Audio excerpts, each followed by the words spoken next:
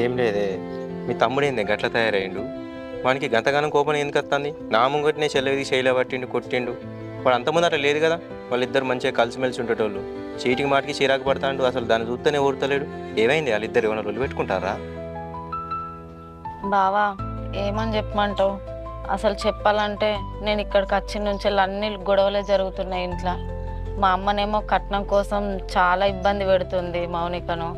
దాని మాటలు విన్నా నేను కూడా ఒక ఇంటి ఆడపిల్లనై కూడా అసలు నేను కూడా దాని దగ్గర చాలా అసహ్యంగా మాట్లాడిన, దాన్ని చాలా కష్టపెట్టిన. నేను కూడా పైసలు పైసలు పైసలు అని అంట. ఏం చేస్తాం బావ పైసలు?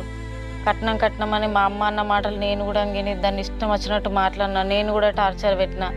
నేను కూడా ఒక రకంగా మా తమ్ముడు ఇట్లా మారుతందుకు నేను కూడా కారణమే.